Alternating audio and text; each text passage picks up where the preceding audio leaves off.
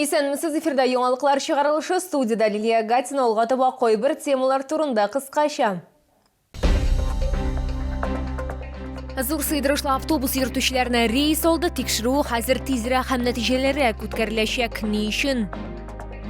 Хезмәт хакын арттыру, физик затлар мөлкәтенә салымны үзгәртү һәм башкалар. Йорчалда шәһәр советының 35-нче утырышы узды.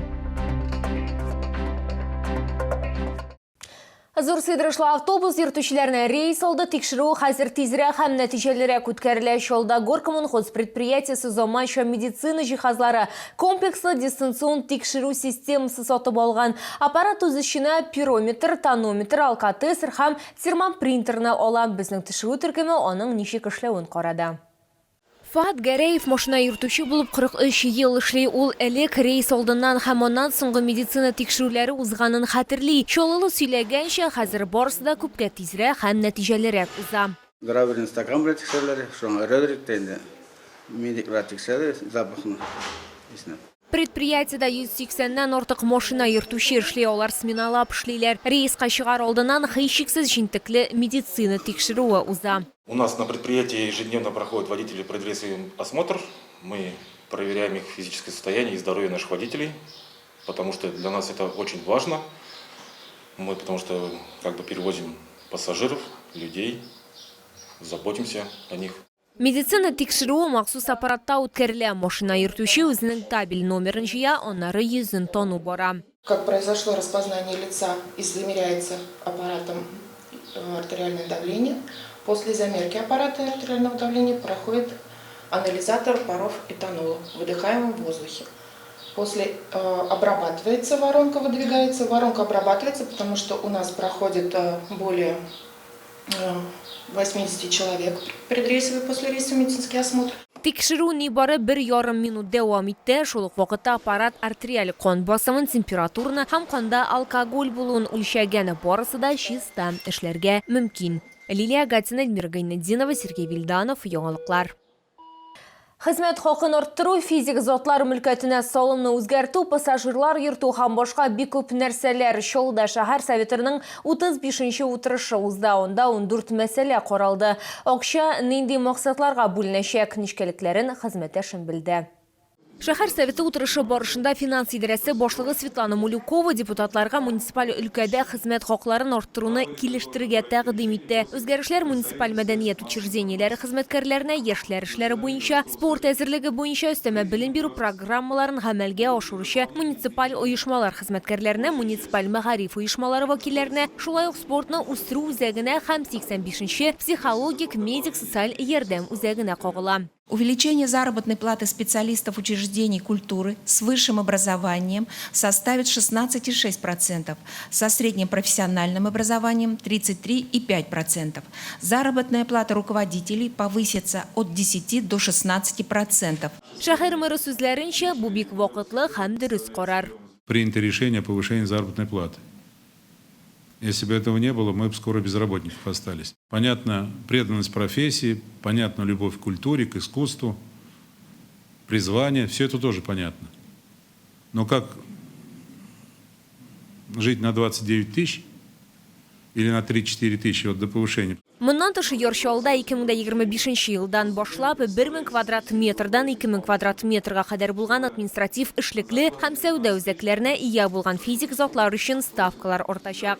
С 0,5% на 1,2% в 2025 году, на 1,5% в 2026 году, 1,8% в 2027 году, 2% в 2028 году и последующие годы. Шәһәр советы утырышы вакытында билгеле булганча, Йорчалда циклендерү кагыйдәләренә үзгәрешләр кертеләчәк. Аларны гамәви тыңлауларда 16 сентябрьдә игълан итәчәкләр. Коллеги, есть вопросы? Ежегодно мы это делаем. Да. В соответствии с бюджетным кодексом Российской Федерации. Поэтому нового в этом тоже ничего нет. Это будет местным законом, по которым будут жить и работать наши промышленные предприятия, организации, учреждения. Это касается рекреационных зон, это касается правил перевозки сыпучих инертных материалов и так далее. Пассажирлар йөртү темасында игътибарсыз калдырмадылар. Шәһәр мэры автобус паркы төзелеше темасына да кагылды. Ноль Мәгдиев билгеләп үткәнчә автопаркта зур сыйдырышлы 250-260 автобус кертү планлаштырыла. Шулай ук мэр маршрутларны шәһәрнең яңа районнарын исәпкә алып тикшерергә һәм бу мәсьәләне автобуслар белән генә хәл итәргә исәп тотмаска кирәклеген ассызыклады. Хәзерге вакытта трамвай линияләре проектлары карала. Лилия Гатина, Кирилл Хабзей, яңалыклар.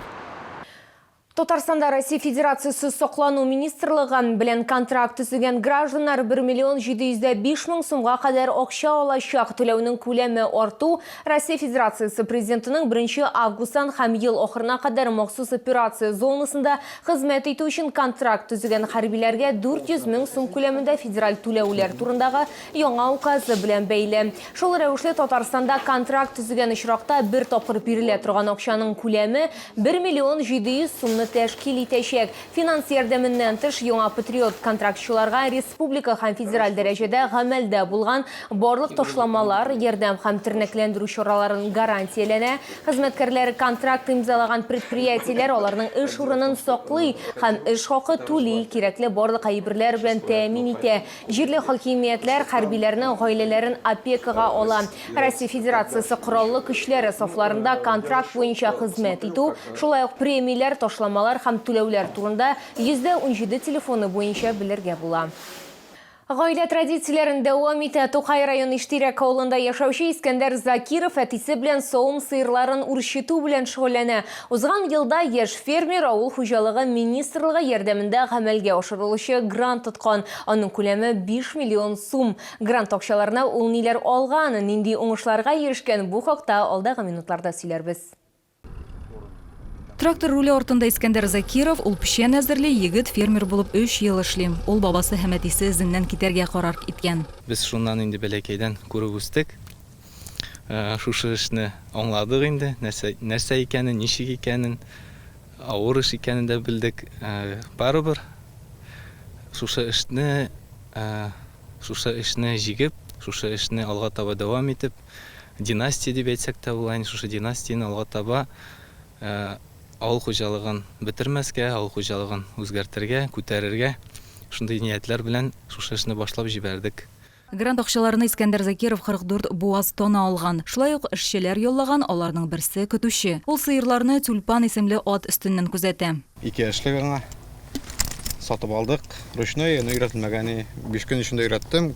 Шуңнан көтәм. Акча вакытында түләнә, аванс сораганда аванс бирәләр. 5 көн эчендә өйрәттем, яны 6-нчы көнне көтүгә чыктым.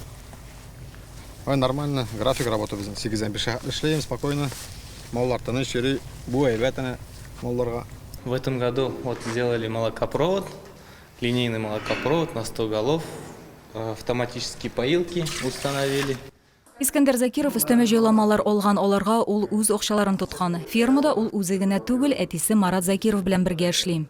Шушы грантлар туктамасын иде, яшьләр курыкмасыннар иде грантлардан, ниләрдән. Өйрәнергә кирәк башта. Бер фермерга барып, менә желаниесе бар, теге интернеттан гына карадым да, всё, мин грантка барам түгел, әзерләнергә кирәк. Син анда эшли аласыңмы, нимә анда? Барып эшләп кара башта, может быть, синеке түгелдер, шулай бит. Сыерларны саву алар көтүлектән кайткач башлана. Элек сөт чиләкләргә савылган, продукцияны марле аша сүзәргә туры килгән. Хәзер исә барлык система автоматлаштырылган. Тиз арада суыту процессы сөттә бактерияләргә үрчергә мөмкинлек бирми. Аны куллану вакыты 6 көнгә кадәр арта. Югары сортлы продукцияга сорау зур. Молодец. Ярый әле алар бар авылда. Молодец. Сөтләре бик тәмле, үзләре бик ачык, бик рәхәт кешеләр. Рәхәт яшәсеннәр, тату торсыннар. Гел шулай алга таба эшләре гөрләп барсын. Хәзер Закировлар гаиләсе хуҗалыгында барлыгы 70 савым сыеры бар. Быел фермерлар аларның санын 100гә кадәр арттырырга ниятли. Марат Закиров кооператив булдырырга һәм аны бүләк дип атарга хыйлана. Аның әтисе 20 елдан артык җитәкчелек иткән совхозда нәкъ шулай аталган булган. Роза Хабибуллина, Лесен Габдрашитова, Артем Колесов, яңалыклар. Бу сезгә җиткерәсе соңгы мәгълүматыбыз иде. Мин Лилия Гатина, сезнең белән сау булашам. Исән имин булыгыз.